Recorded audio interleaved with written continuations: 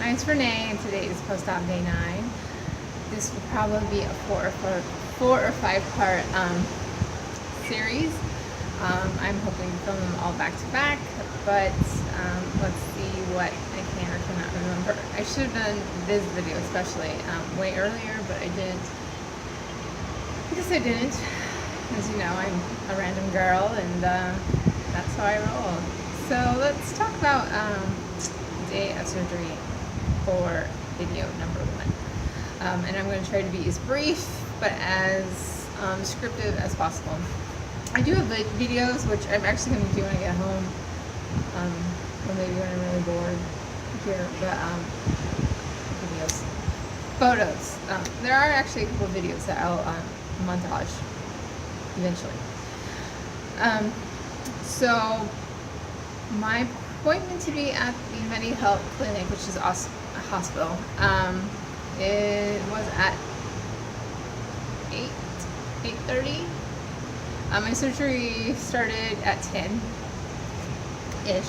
So when we got there, my husband had come with me.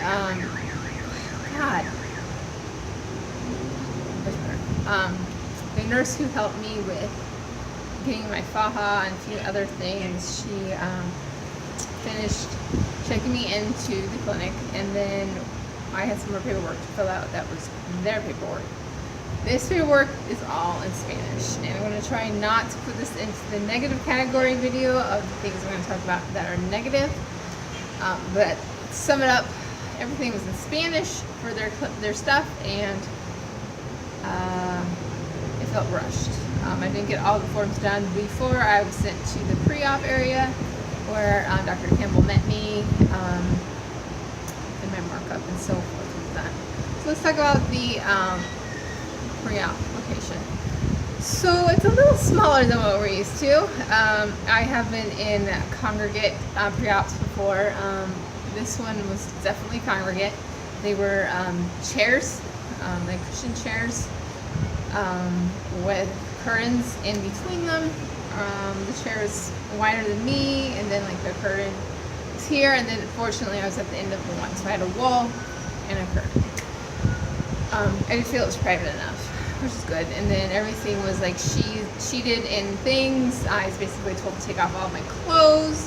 I did have my glasses on at the time. I did get to keep those on for a little while longer. But everything came off. They gave me some like ginormous shorts that were all like, you know, that fabric stuff, and a cover up. Which by now I've been naked in front of so many people. Who cares?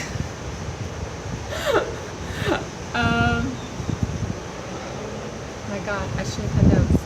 Okay, so here starts the IV. The anesthesiologist the day prior, Dr. Henry something, who is the director of anesthesiology there at Medi Health, he had given me a pre-anxiety med. I took half of it the night before and the other half before I left for the clinic. It wasn't good enough. I mean, it was good, but you know, I still had like annoyances that were enough to like drive me annoying. So it wasn't good enough, but it was good. So the IV started. The woman kind of spoke English, kind of didn't. I have actually fainted from needles before, so that's why I put myself in the huge category of needle hater. However, their response is, "Oh well, no one likes needles." I'm like, "Well, yeah. How many times did they almost come, you know, contact almost with the doorknob as they went down?" But that's just me. So that happened. The IV actually hurt worse than I've had other IVs. I don't know if it was because the needle was thicker or what, but that was that whole. Additionally, I will tell you, I never saw another needle in my hand, but I do have another scab right above it. So did they inject me, stick a second IV in me? I don't know. I don't care, I guess. I was out, that was the point. Okay, so the IV's in. Dr. Campbell is there, he greets me. I take it all off again, and he starts marking me. Sorry, I did not have photos. It was so tight in there, like I said. For the nurse, the other nurse, Dr. Campbell, my husband, and then you have the rest of the patients. it's kind of like dancing around curtains. But what I remember, is he just kept drawing. He drew a few lines, drew the point where they marked the breast, nipple height from, and it was during this. I got bubble guts. Yep, I got bubble guts. But I figured, I'd rather deal with it now than later. So me and my little IV bag, got to go into El Baño, and fortunately it was clean. There, they did not seem to have a really good system, and I know other times I've been in other countries do not flush toilet paper. That's what Renee did. She had already put part of the toilet paper in the toilet.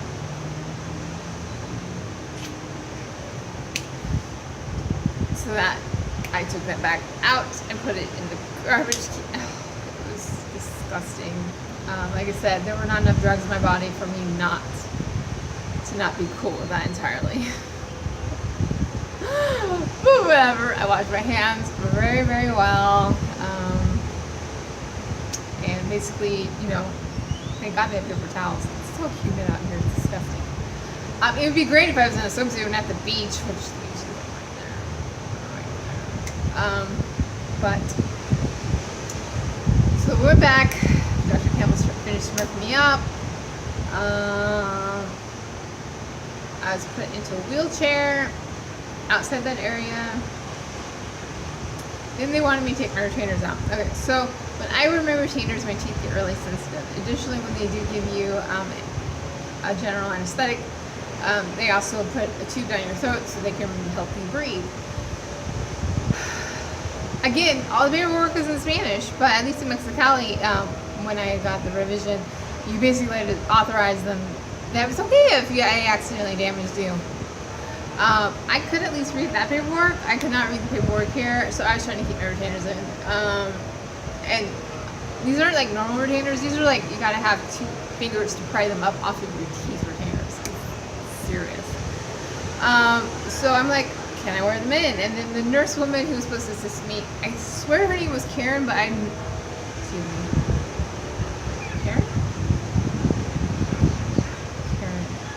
Karen?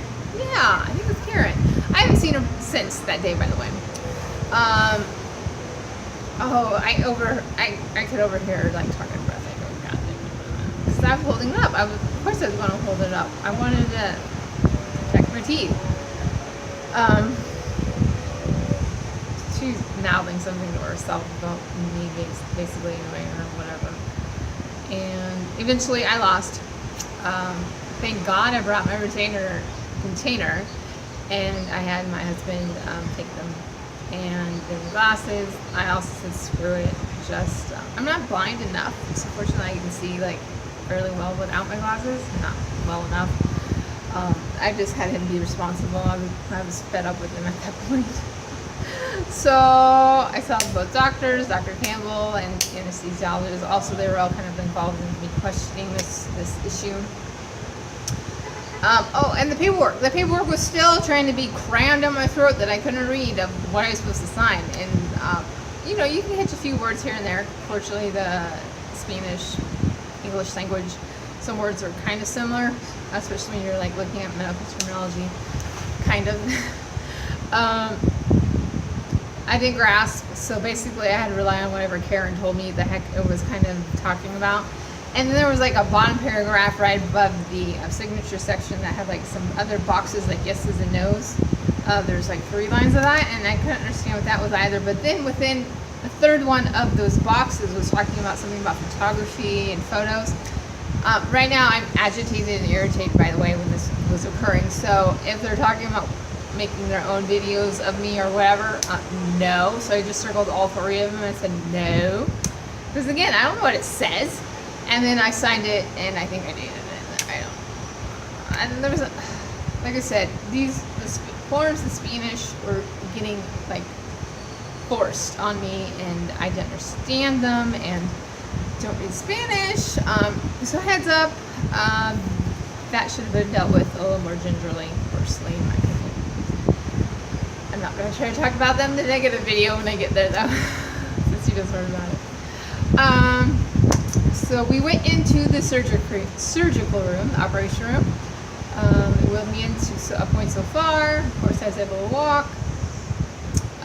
One of the two other doctors that are with Premium Care, I'm not quite sure their names because no one has a name badge, and you hear so many names, it's hard to remember who the heck these people are. It was a woman and man. I met both of them, like I said, and basically get naked, and we're gonna rub you down with iodine. So also explained to me my only part on my hand will be my unsanitary part on my body will be my head and my hands. In my hands I was holding probably my IV tube. I'm not quite sure anymore. And I was basically rubbed down with iodine, semi-warm to warm. That's all I got. They came out in packets. And they were individually squeezed and used, and brand new gauze pads for every single one that was stuck on me between both doctors applying them throughout my body. And then the final bit was cleaning me up the middle. So I could not touch anything. I remember I was able to stand on a stool as they held my hands. I sat on the table, they held my hands to make sure I don't touch anything with my hands. Excuse me. And then I get laid back, and people are fiddling with things, and people are kind of talking to me, and the anesthesiologist is there, and I've been out like 3 times now from complete general anesthesia. And the anesthesiologist, he speaks English well enough, and he was saying something, I don't remember what he was saying, and that's actually when I started getting emotional. And it wasn't like holy crap, you're scared or anything. It was just, you're finally doing this. Please don't make me cough or gag or anything. Oh my god. So that happened for a little bit, not too much. And then he stuck an oxygen mask on me. I remember saying it was oxygen. And I know what's going to happen. And I don't even remember if we counted down or if he was counting down. But then I had a dream and I woke up. So at some point, of course, the general anesthesia stops because you don't dream during the anesthesia.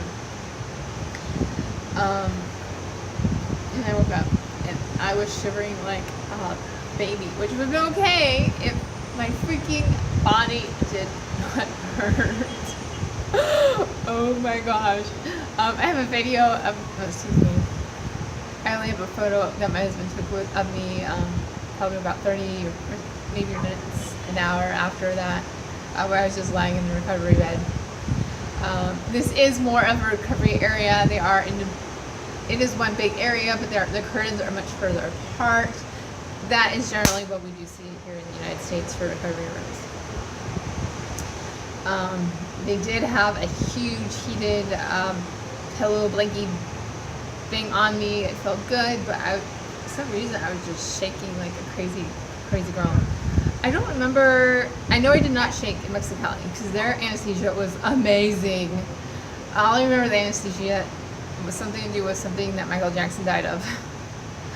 I don't remember if I shook or not after my sleeve surgery or my gallbladder surgery, so I can't speak to those times. But yeah, I totally shook, and like I said, I was sore. I wanted to stop shaking. There you go. So I woke up. All was good in the world. Apparently my blood pressure was low. Well, duh. I mean, I hadn't eaten like since like 11:30 the night prior. Crap happens. So they kind of like reverse elevated my bed where my feet were higher than my heart. That kind of hurt because I had like the gravity pushing on stuff. And God, sorry, I'm hot. Jeez. Probably like 85, but humidity is like 90 plus. and apparently the blood pressure feeling leveled out, got better. Oh my god, then I had to go pee. I had to go pee so bad. So, I got my first ever bedpan wedged underneath my butt after surgery. Surgery apparently also was like 5.5 hours. I did have 2 surgeons working on me, and from what I can tell, they did an amazing job. Oh god. So, I got to sit my rump on a bedpan. Mind you, I had pee, but things weren't trying to work out. So I was on that thing probably for at least 15 minutes before my bladder and urethra were able to like calm down and able to go. So I peed in bed on a bedpan. Never happened before. It was really interesting. And they kind of like let me sit there a little longer than I think they should have, but whatever. That's life. They removed it at some point. It's before or after. Then came the Faha nurse. Oh my god. Thank God. They should have done that before I woke up. So they put my feet through. They fishtail my drains through. They get basically once you get past your thighs, it's only like squeezing of your torso into the chunky monkey thing. And then I was offered apple or pear juice. I swear I said apple juice, but I swear I was drinking pear juice. Whatever. And at some point, the nurse that is premium care's nurse, she was there, made sure I had everything before we went, and then we left. I got put into a wheelchair, taken down the curb. That's not very wheelchair friendly. Right up to the car that was waiting, the SUV that was waiting for me. There was a blue potty pad that I had brought that was in the seat. And that was a fun ride. So there you go. Day of surgery. I know if I had editing tools, we could make that a little more exciting, but I'm not one of those people. I'm sorry. Have a good day. Let's see you part 2.